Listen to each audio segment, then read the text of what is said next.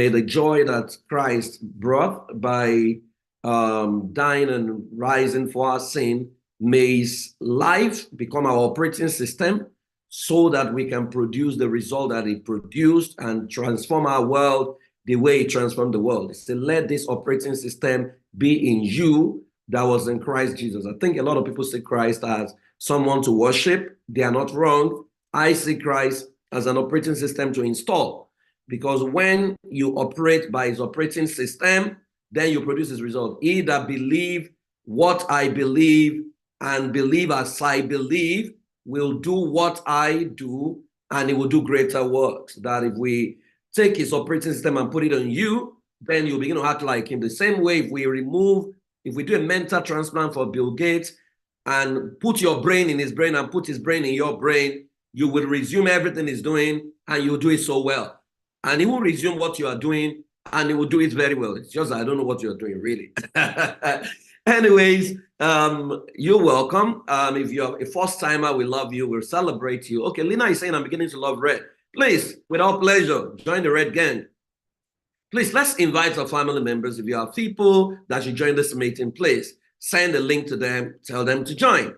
Now, I am going to, you know that I teach with slides, so I'm going to be sharing my slides, and then I'll just share briefly. It's not going to be long. You know, we're already in the Easter mode, and then if you have any question at the end of my session, please feel free, especially on rules of engagement. Now, wealth transfer is what I've titled this, and I'm going to be sharing a simple case study, right? And wealth transfer. There was something FOWOWE said that must never be lost on us.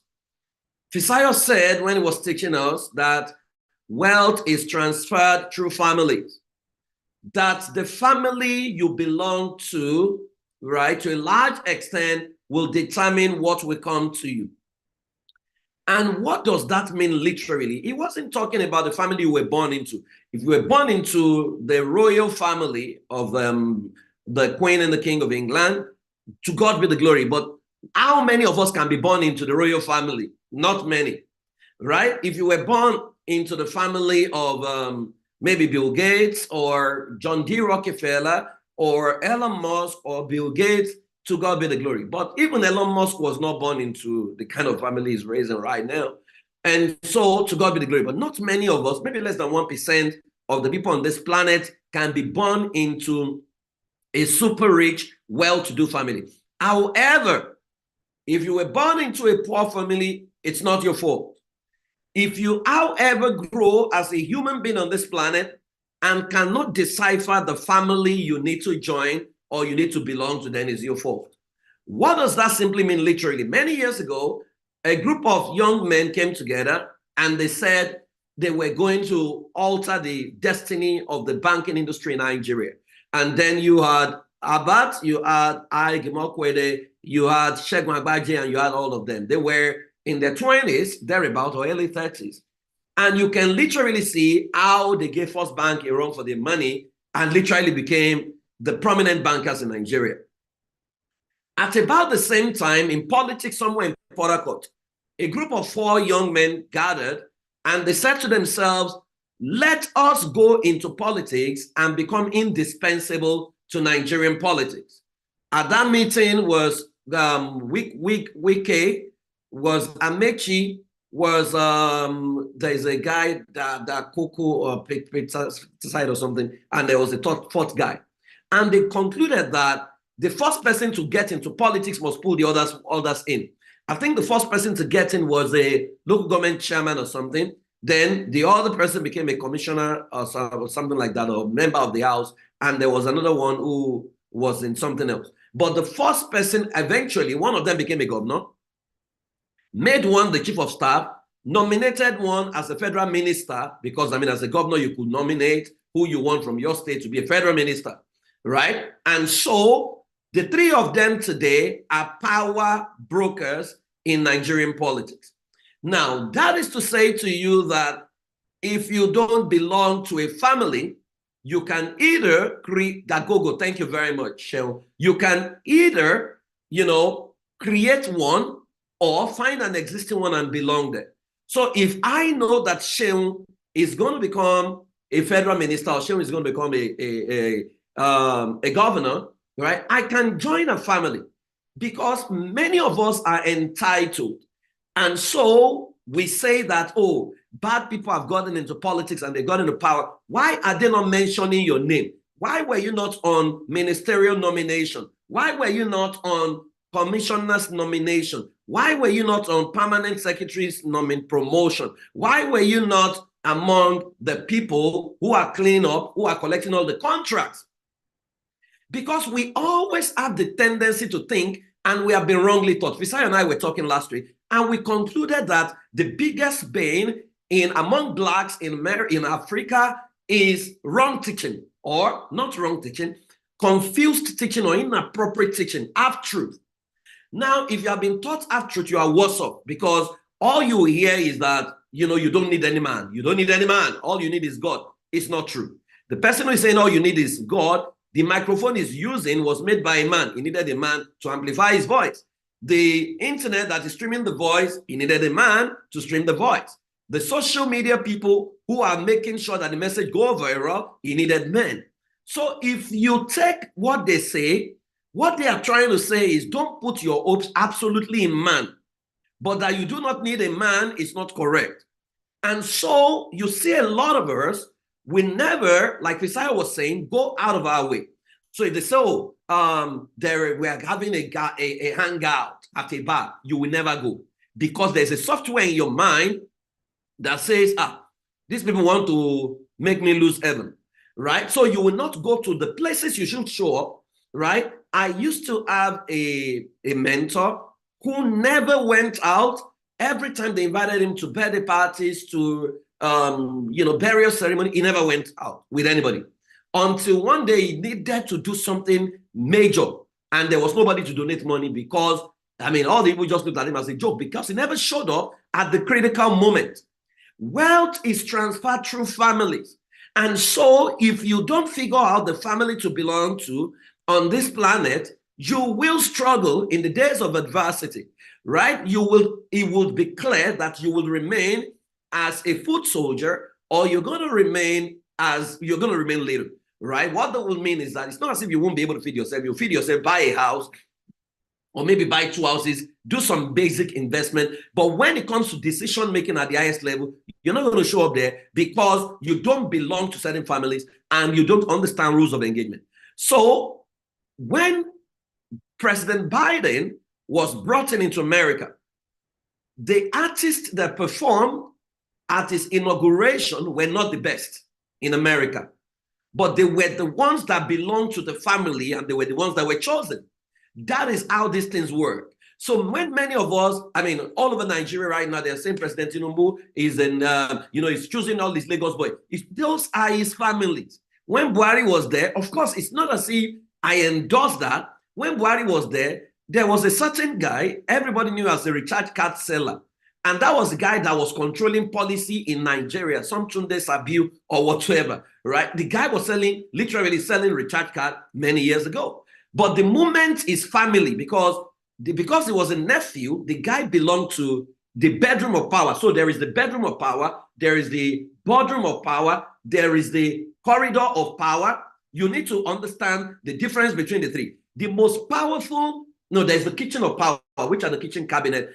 The most powerful people don't have portfolios, they are the ones who belong to the bedroom of power. So in some places, a side chick who is in a bedroom, may be more powerful than even ministers, because she can literally tell the man that I don't want you to do this, or I want you to do that, and the man will listen. So you want to check, where do you belong? I mean, Fisayo said that if you are not on the table, you're on the menu. Many of us are on the menu and we feel very powerful. We think, oh, I have a kingdom. No, you have a kingdom based on what the powers that be are allowing you to operate. So you would realize that there are people, no matter the offense, they will get away in many African countries simply because they belong to the family. And so it will then mean that many of us who are people of faith, we feel so powerless when we should be powerful. And it's not that we can't be powerful, it's just that the moment you sacrifice commonwealth for personal agenda, you are going to ensure that whatever system you build is very weak, because everyone must defer to you. It must be about you, yourself, and your family. Now, I love the way the Bible puts it. It says, every enterprise is built by wise planning, becomes strong through common sense, and profits wonderfully by keeping abreast of the facts. So it means that you can literally gather 10 people today and say, you know what, we're going to form a family. In 20 years, add 20 years to your age, maybe some of you will be in your 60s, some of you will be in your 50s, we're going to become indispensable to Africa. Our hands will be in, you see, taking that decision alone is already win. Then following up with action, right? Because life will answer to your demand, not your desire, but your demand has got to be intentional. So it says you build by wise planning, 10 people coming together to say, you know what, we're going to create a family, and that family is going to become the wealth family, right? Or we're going to say Passioneers or Black Vault or something, right? We're doing something in America at the moment. Wise planning. Become strong to common sense and say, you know what, guys, we're a brotherhood. Any one of us that breaks through for us or gets an opportunity, bigger deals, must bring everyone in. And then profit wonderfully by keeping abreast of the fact. And that means selflessness must override selfishness. A poor man in the midst of 6 poor people is the 7th poor man in disguise. So some of you have access, but you don't know how to use it. You have people in power, uncles, brothers who love you, who are waiting for you to ask, but you don't even know what to ask. And even when you go to ask, you are asking for yourself alone. That access can literally sort all the people, that you call family. And we're not talking about incompetent people. We're talking about people who can actually deliver, right? And then, so you need to know the family you belong to and ask yourself today, how strong or how weak is your family?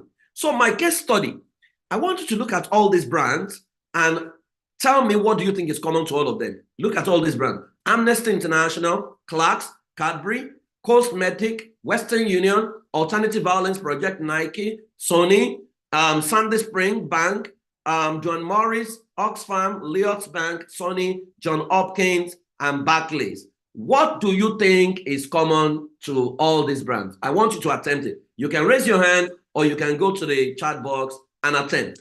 What do you think is common? If you don't know, just say, I don't know, right? If you think you know what is common to all of them, let me know. Okay, products and service to the people, all British, okay. Some of them are not British, really. John Hopkins, solutions for people, continuity, okay, who else? Let's see. My case study is going to shock you. Okay, where are all the people? We have 64 people on the call. Where are you? Okay, I can see Bella, continuity. Who else? Systems and procedures, recognizable brand, strong, owned by Jews. No, not owned by Jews. Where did you get that from? Birth in families, partnerships. Okay, fantastic. Thank you, everyone. Okay, so let me put another one. These are 2 American presidents, right? 2 of them, President Albert Hoover and Richard Nixon. What do the 2 of them have in common? Let me see if you know. What do these 2 guys have in common? These 2 presidents of America, what do they have in common? Consistency, okay, sustainability. They are Republicans, okay? You must know American history a lot, okay? But much more than Republicans. What do you think about them? What do you know about them? Okay, so let me not waste your time. Now, all the brands and these people, they are all products of a family. They were all products of the members of the group called Quakers. The Quakers was a Christian group that broke out of the Anglican Communion many years ago, just a small group. They had no cathedrals, no major conferences done, no noise, yet massive effect. All the brands I mentioned and those 2 American presidents were products of the Quakers. Now, let's talk a little bit about the Quakers. The Quakers is a religious society of friends. That's what they call themselves. So when I talk about family, I'm showing you a model that shows that it can be done. So if anybody is telling you, or any religious leader is telling you it can't be done, it's because they don't want to do it. The Religious Society of Friends, the Quakers, founded in England in the 17th century by George Fox, who wanted something more from church. Quakers, there was a guy who just got tired to say, we can't just be coming here and be praying and be singing and be dancing and be going home and be saying we're going to heaven. So he led a small group of people. They rejected elaborate religious ceremonies. They didn't have an official clergy. They said we don't need an official clergy. They believed in spiritual equality for men and women. It was founded out of a search for a direct spiritual experience. They believed that the kingdom cannot be later. The kingdom must be now. So when you think about the concept of hourglass and the concept of 24 hours in our age and time, the world never used to be 24 hours. It's a product of the Quakers. Now, the Quakers' total population globally is about 210,000 people. The total membership, then was 210,000 in all their years of existence. They still exist a bit now. They wanted a direct application of scriptures to everyday life issues and believe that God in everyone can innovate solutions that brings peace and relief to humanity. So I know that there's a yearning in the heart of everyone here. You go to church, you go to mosque, you go to religious houses, you believe there can be more. Many of you have asked the question, why do we have many churches and the nation is like this? Why are people hungry? Why can't we resuscitate warehouses and turn them to manufacturing hubs instead of just turning them to auditoriums and locking them up? You are asking that question. Those were the questions this guy was asking many years ago, right? So their meetings were designed to map out strategies for scriptural application in every sector of the economy. So they only had Bible studies, and for every Bible studies they had, they were seeking, how do we apply this to the economy? How do we ensure that this Bible verse can become a product and service?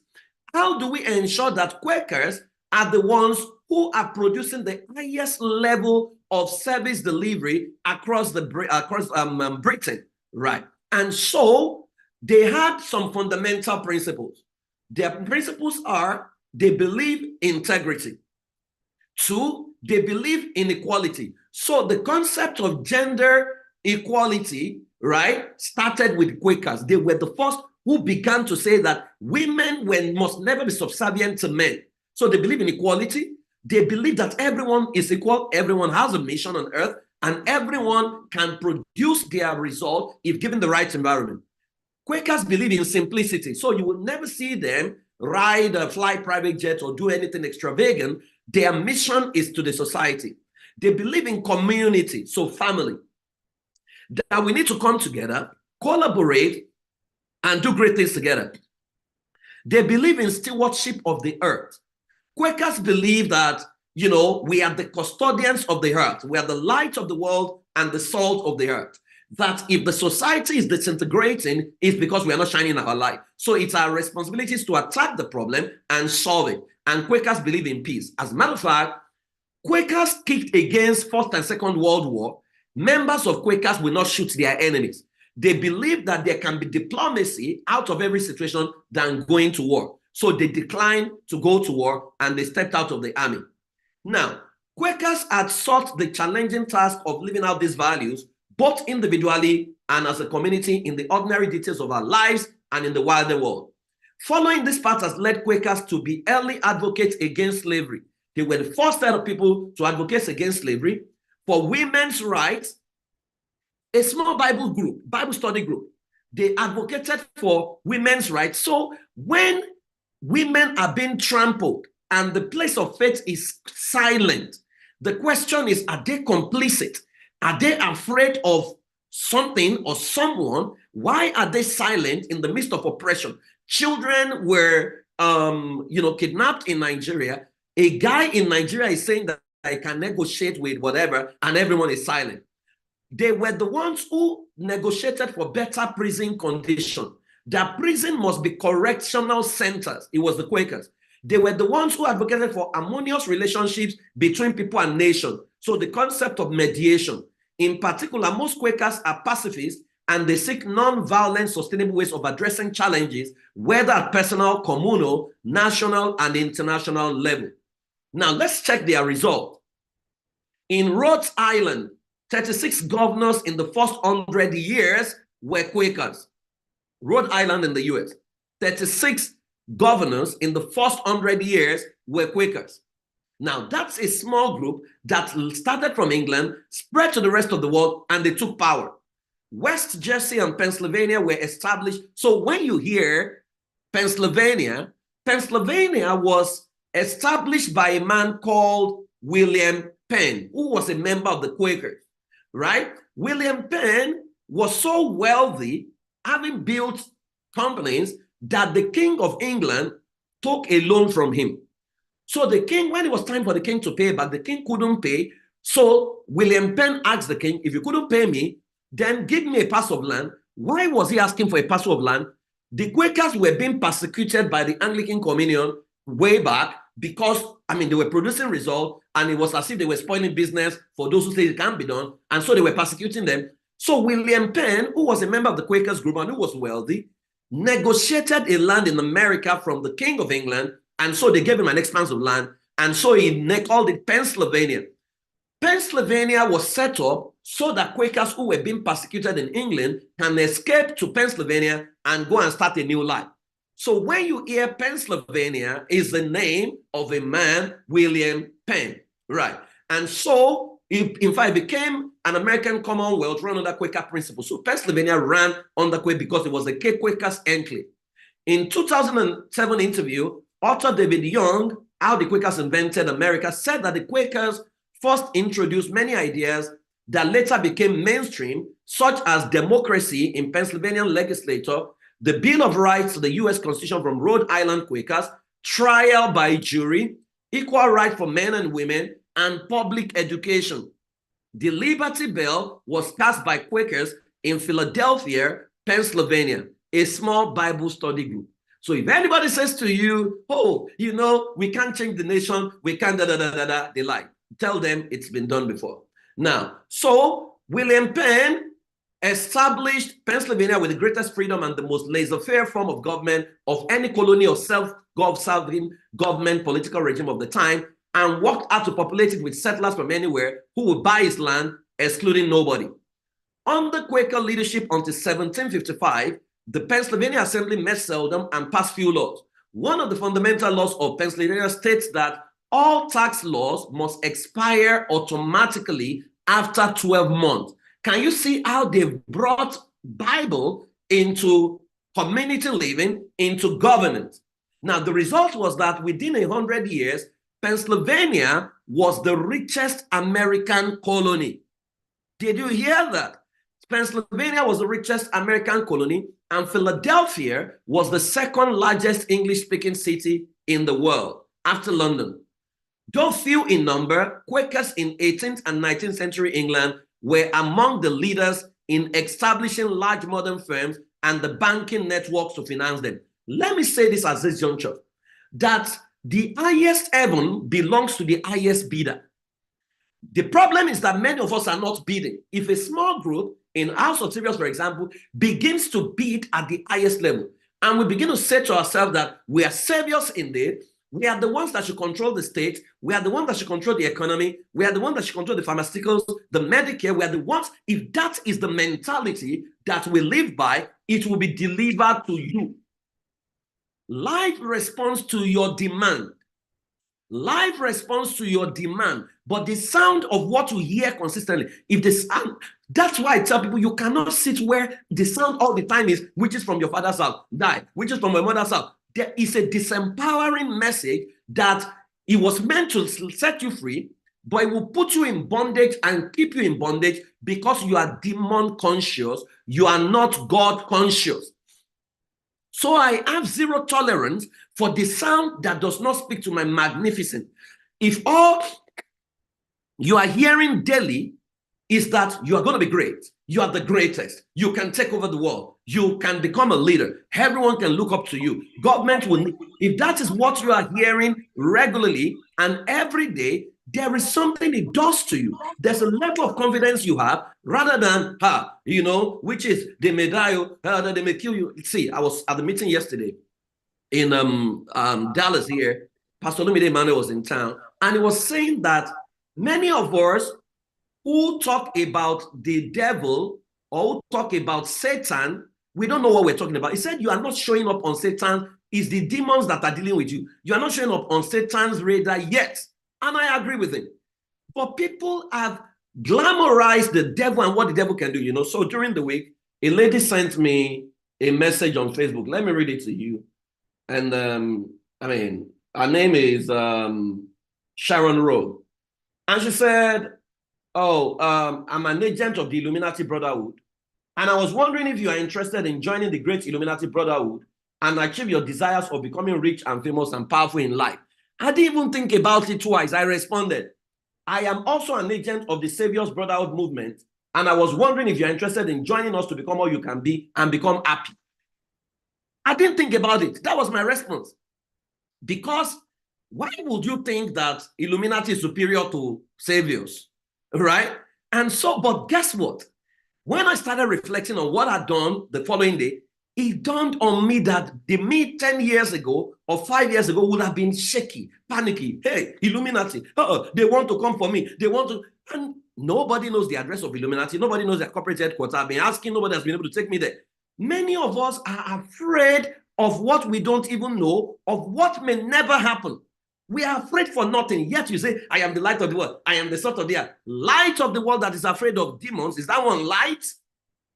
And so is a function of the family. Many of us have plugged ourselves into disempowering family. In fact, your family can be narrowed down to is a demon-conscious family.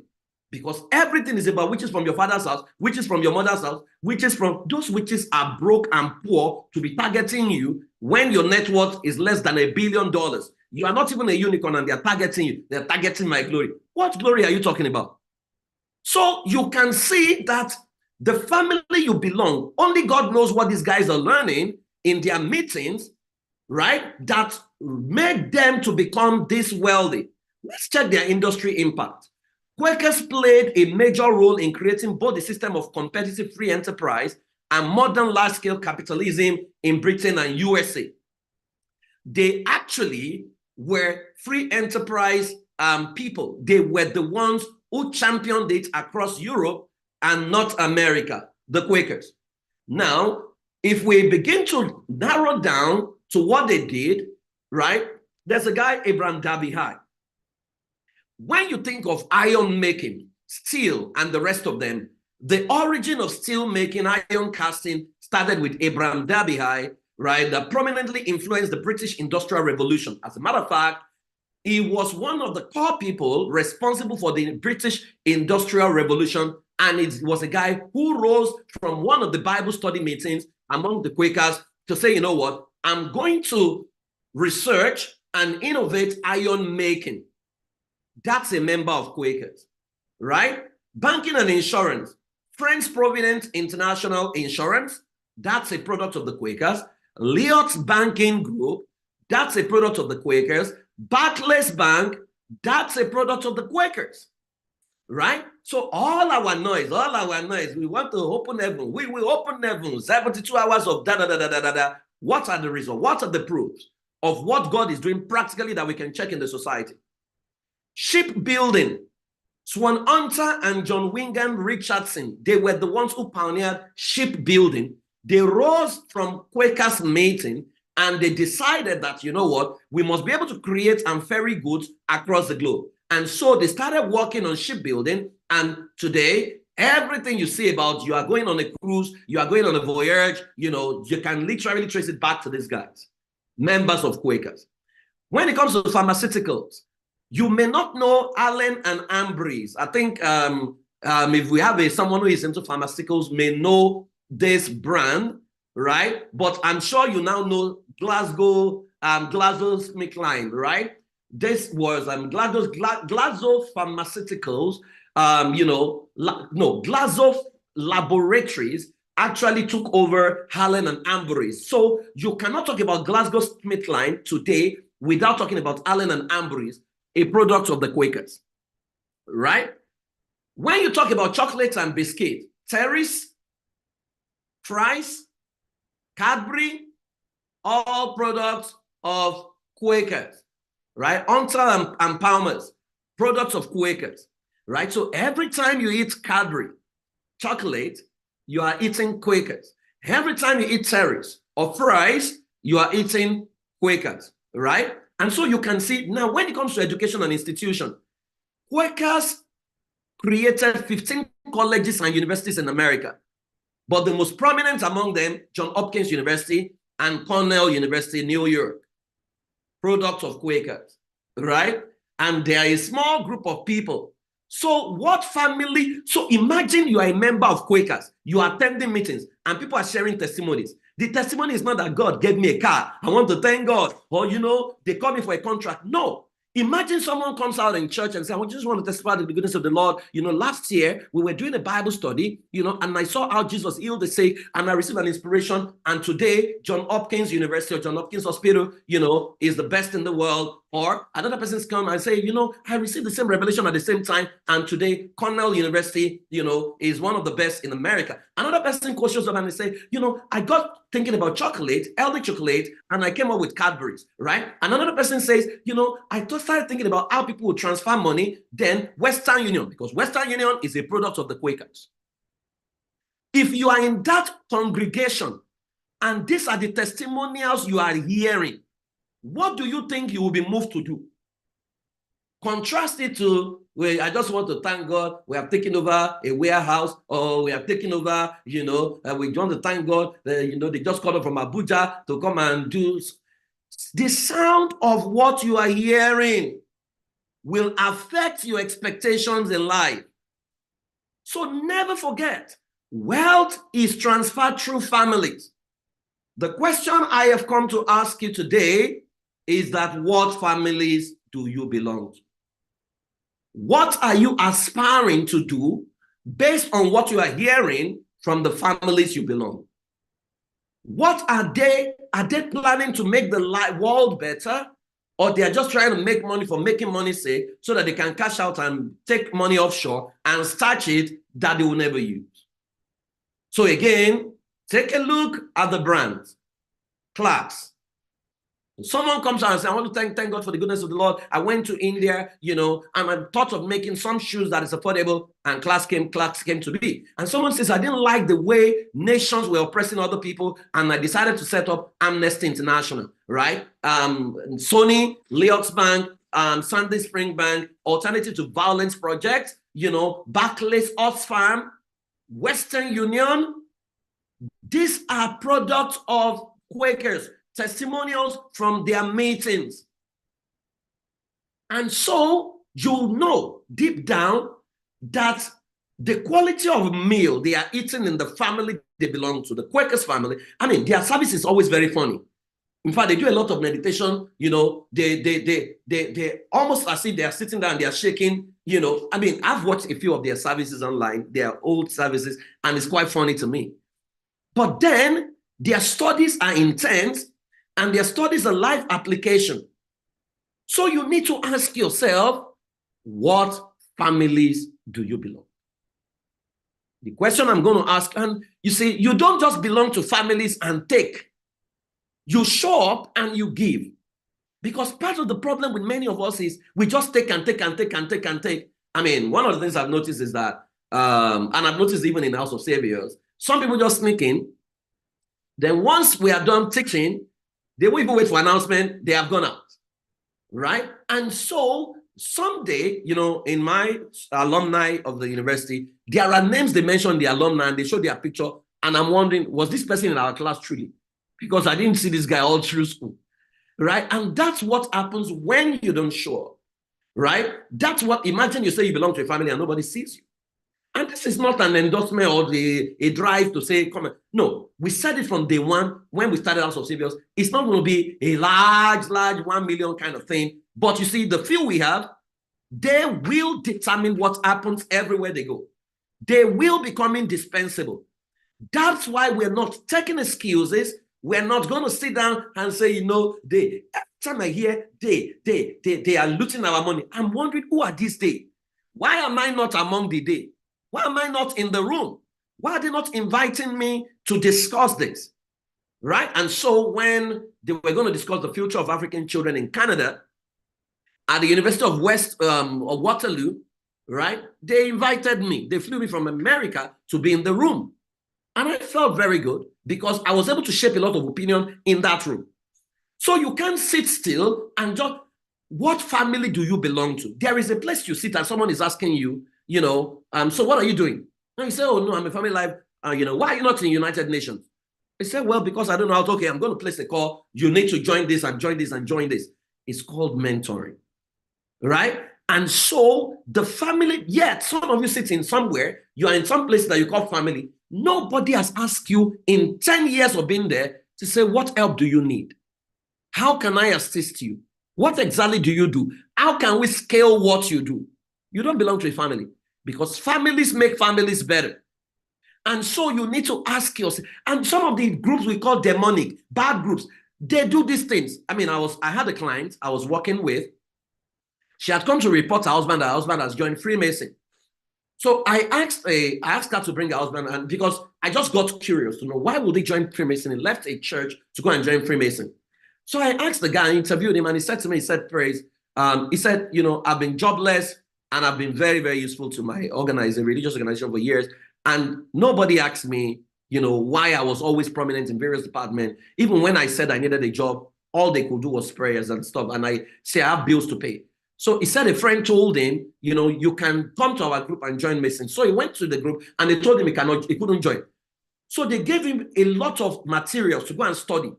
He said some of those materials are like 7,000 page material. And so when you study those, you will now come for interview, having been recommended by someone. And then if you pass the interview, you'll bring you in, right? And so he said his friend told him, if you scale the interview, you'll get a job. So he went in, read all the books. In fact, showed me some of the materials, very rich materials, scientific materials, went for the interview, passed the interview, right?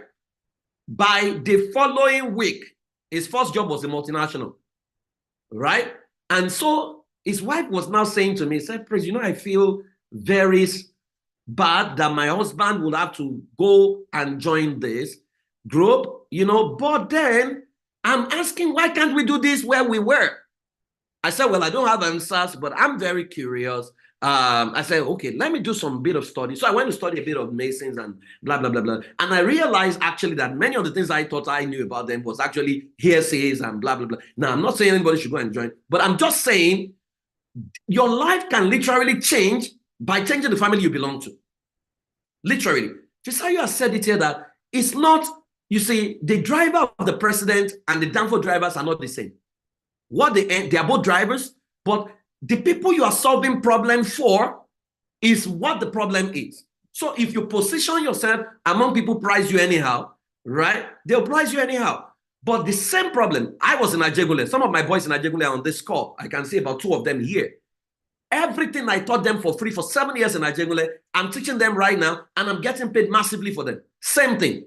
In fact, if they are in a meeting and that I'm facilitating or strategy, and they are listening to me, they will just be laughing to say, Baba taught us this thing now in 2004, 2005, 2006, right? But now I am no longer solving the problem for them because that era has passed. I'm solving the problem at a higher level. But then who are you bringing in? Who are your family members? Every time my family members come to share testimonies in our group, I get excited because I can see the things I used to tell them. Some of them couldn't even make money because they thought freely have you received, freely give. But now they are charging. I'm excited. What family do you belong? And what do you hear consistently? Always know that whatever level you are at, it's a choice. There are people that can never be cheated in certain countries because of the families they belong to. There are people's rights have been trampled upon because they don't belong to the right families. They were Lone Rangers. They overrated their intelligence. They overrated their competence. But in certain countries, in strategy, I'll share the 3 pillars of strategy with you. We talk about operating environment, internal capacity, and the expected outcome. Now, a lot of people of faith miss out operating environment. If you are operating in an environment where it is man, no man, you need to have someone at your back end who is a power block such that when they want to trample on your right, they will first assess you. They know you are a front end. Then they check your back end. Once they see the person at your back end, they leave you alone because that person is a power block. Power responds to power. So they just let you be. But some people didn't know. They just say, I'll set up my company. Then one day they just show up to say, we're going to take it from you.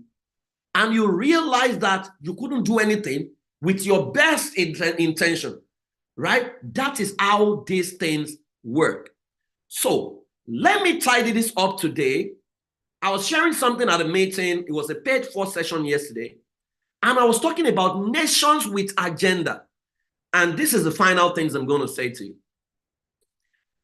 It was a teams meeting. So I was looking at what each nation is saying about Agenda 2030. Because if you have a teenager who is 13, right? By 2030, none of your teenagers will be teenagers. They will be young adults. It means this is 2024. Many teenagers are 6 years away or less than that from exiting teenage years. Now, India is saying that their vision, their agenda for 2030 is universality, which is leave no one behind. And so you can see Indians. Let me even make you laugh. An Indian guru came to Dallas. The guy did not go to Arlington. He did not go to Midlothian. The guy came to Frisco and Prosper. And they were doing their Indian celebration. And this Indian guru, you know what he said to the Indians? He said he was meditating. And Lord Shiva is like their god, told him that Indians are going to prosper in two places in Dallas. And it says they will prosper if they settle in Frisco and Plano.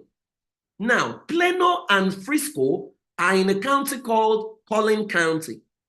In the entire America, Frisco ranks as one of the safest places to live. Collin County ranks as one of the best counties to live in. Why didn't this guy say it's downtown that they are going to prosper? Why didn't he say, but because they believe he was God. You know what happened? Following week, Indians began to buy property at Plano and Frisco. I won't be surprised if in another 5 years, you come to Plano and Frisco and it looks like an Indian enclave, the same way Brampton in Canada looks like right now. Right? Universality.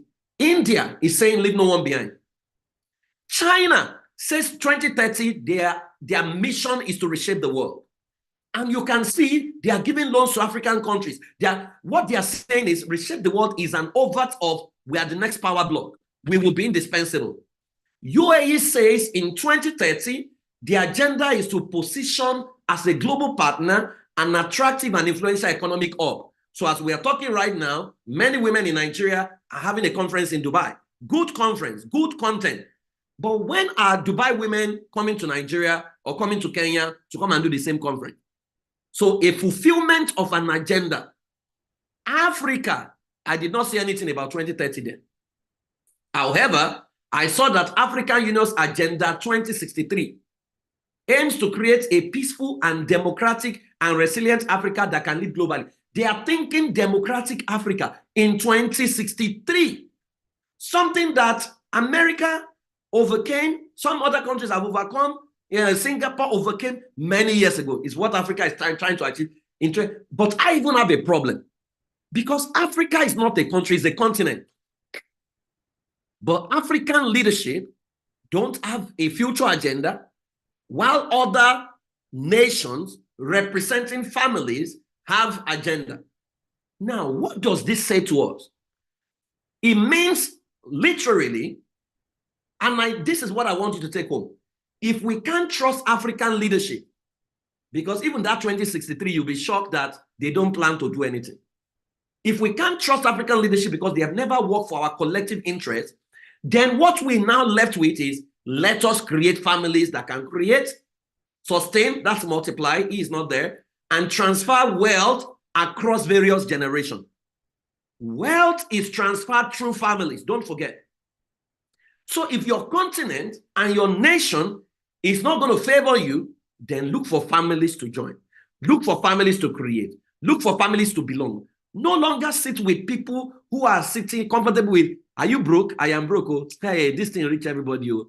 Don't sit down with those kind of people anymore. right? Sit down in families. Get into families. If you can get in as a cleaner, get in there, but sit on the table eventually. If you are packing crumbs on the table, one day they will make you sit on the table. Where the figures you are hearing, where the mission you are hearing, where the things they want to do, not people complain. People say, you know what, we're going to fix this. We're stepping in and we're going to make it happen. That is where you want to belong to. The 3 pillars of strategy is what expected result, what change does your family want to make happen? Or what change do you want to make happen? Then you ask, what is my internal capacity? Because your internal capacity will defeat you. Internal capacity is what will make you say, I cannot go for that meeting. No. Despite God is saying, arise, eat. Say, God, I cannot call unclean. I cannot eat what is unclean. God said, do not call unclean what I've called clean. God, I cannot go for that meeting. No. Club. I have heard that if you go to a club, it's smokers that are there. It's all these bad people that are there. Your internal capacity is defeating and sabotaging you. Oh, God, no, I cannot miss our special meeting, no, where they are going to open heaven. No. Why will I go for political meeting? I cannot go. I can't join Rotary. Why will I go and join Rotary? Rotary Club, that they will make me lose heaven. Internal capacity is the law of the lead. The way as a man think, so he is. You cannot rise above your thinking level. So if you are still pedestrian, what you are discussing is he wear trouser. He should not wear trouser. He wear a ring. He should not wear a ring. He wear wig on. If you are still sitting in those kind of meetings in this age and time, something is wrong. Right? Pedestrian talk, pedestrian thinking. You can lose your soul. If you go into politics, you will lose your soul. You will join them. See, run away from those people. Law of positioning. Blessed is the man who does not walk in the counsel of the ungodly. An ungodly is someone who is giving you sound or giving you counsel that does not produce the greatest version of you. Who does not stand in the way of sinners. Sinners are transgressors, people who help you miss the mark. So you say, I want to make $1 million. That's my mark, right? But the person creates programs and all kinds of things that veers you off course. You are standing in the way of sinners. Who does not sit in the seat of the scornful? People sit down and say, Bill Gates, they are going to create 5G. 5G, they want to kill us. Bill Gates is trying to, Elon Musk is trying to challenge God. You are sitting in the seat of the scornful, right? And that's why it says, if you don't do those things, you shall be like a tree planted by irrigation channels. It says your leaves will not wither, whatever you do will prosper. Now, it will be planted by the irrigation channel is artificial. What it's talking about is you must be able to build systems. So, what is your internal capacity? Then, number 3, operating environment. What operating environment am I in? What is the rules of engagement in Nigeria, in Kenya, in Zambia? Is it man, no man? If it is man, no man, how do I need to show up on the radar? Who can bring me in? Who do I know that is in? How can I get invited for their meeting? How can I send gifts? How can I do this? How can I do that? You need to know the operating environment. See, if you can interact with this, brutally honest with you, to say, I don't have capacity. Let me grow myself. Let me change my beliefs. Let me change my thinking. Let me become more open-minded, because the most flexible man controls the system. Then let me study the operating environment. Then let me choose what families do I need to belong. That's why when everybody went to join Good People's Party of Nigeria, I did not join Good People's Party. I went to join APC, right? And it's not because I believe in the ethos of APC fully, but I know that the Good People's Party will never take power the way they are going about it. Even the Good People's Party, I know that they will infiltrate. And how did I know that? I was part of CPC. I joined CPC, traveled with CPC, did everything for CPC, but we were fighting all through litigation. They were fighting themselves all through. And those are the people who want to change Nigeria. But guess what? What we did not know was that when CPC was founded, PDP and APC sent people to come and infiltrate and create chaos. Guess what? By the time election was over, all the litigation was taken out of court. And the people that caused those things, they returned back to APC and PDP. So I realized that, okay, this is how these things work. Rules of engagement, operating environment, right? So you need to belong to the right family. Wealth is transferred through families. Don't forget, wealth is transferred through families, and you can't afford to be weak. So you can get 10 people and say, you know what, we're going to enter a sector. We're going to look for the people who control the sector. We're going to analyze them. We're going to find their needs. We're going to make it possible. They are going to try to use us. We will allow ourselves to be used. If that is the price we have to pay for entering, for showing up on the radar, don't worry. We will show up. They will support ourselves. Once we show up on the radar, we become indispensable. They must trust us enough to hand over power to us, thinking that we'll perpetuate the agenda, but then we will take over. So get the right families, because wealth is transferred through families. Happy Easter once again to all of you. I love you, and I hope this has been helpful. There are questions I'll take, but over to you, Oluwaseun. Thank you so much, PF. Thank you so much. Hey, people, what have we learned today? Wealth is transferred through families. Which family do we belong, and what is their agenda? That is the main thing I'm taking away. The Quakers, really? I'm learning it for the very first time. Thank you, PF, for this enlightenment. So which families do we belong to? If we do not belong to any, which one do we want to belong to? Thank you, PF. Please, let's appreciate PF. Yes, wow, thank you so much, PF. You have been wonderful today. The Quakers, I have to go. In fact, I think I Googled it while you were talking, and I'll read it up later. So what have we learned today? What are we taking away today? The force in family, the benefit of being in a fantastic family, not a horrible one, the result-oriented family. So what families do we belong to, and which one do we want to belong to? We have to critically check. Not that everybody is going somewhere and you're going there. You don't know what they're doing there. We have to be sure wealth is transferred. Oh, yes, intentionality in choosing. Yes, I think PF also mentioned something about choices, and we have to carefully make the choices, not just go with the bandwagon. Everybody's going there, we are running there, everybody's going there. Thank you so much, PF. Thank you very much for today's session. And I hope everyone has learned a thing or two. And not just learning, we have to share, let other people know, and we also have to apply, in our lives what we are learning, so that the results can show, so that even as we are building our families and we are in family, we can hear of your own family and use it as a good testament as well, right? So before